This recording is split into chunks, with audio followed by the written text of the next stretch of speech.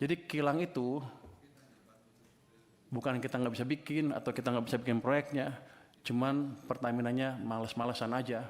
Saya akan masuk, saya akan lihat mereka jalankan apa enggak proyek-proyek yang diusulkan.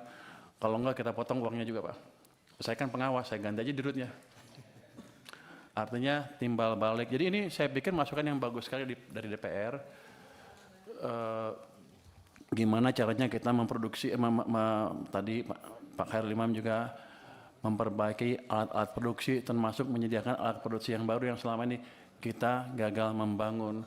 Jadi kilang itu bukan kita nggak bisa bikin atau kita nggak bisa bikin proyeknya, cuman Pertamina-nya males-malesan aja. Saya pernah kasih ke mereka, biar aja karena mereka jelek-jelekin saya kemarin kan. Saya pernah kasih tawaran ke mereka, kalau nggak bisa bikin ya udah, ini ada investor dari Cina mau bangun kilang, Anda perlu beli 30 tahun, setelah 30 tahun Anda dapat kilangnya gratis. Pertamina bilang, kami keberatan dengan usul tersebut karena kami sudah over capacity. Waktu itu saya kaget, over capacity apa? Kami sudah rencana bangun 7 kilang baru, satu pun nggak jadi kan? Mereka bilang, iya tapi ke depan akan jadi, sampai sekarang nggak jadi. Yang ada malah beberapa dibakar kan. Jadi tolong dari parlemen juga mengontrol Pertamina untuk hal tersebut. Jadi kita kerjasama. Tujuan kita sama sebetulnya mengurangi subsidi dan membuat subsidi yang ada pun lebih murah dan tepat sasaran. Jadi untuk subsidi gimana nature-nya? Subsidi sebetulnya kalau bisa nggak subsidi kan. Cuman karena ekonomi kita tumbuhnya nggak cukup bagus, masyarakat yang paling bawah belum bisa bertahan ketika harus menghadapi harga pasar. Dikeluarkan itu subsidi supaya mereka bisa hidup terus dan agak sejahtera lah ke depan.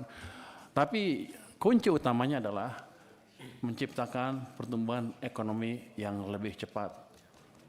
Jadi kita akan mencoba meningkatkan kesejahteraan semuanya sehingga mereka semua kuat pada satu titik, gak harus subsidi lagi.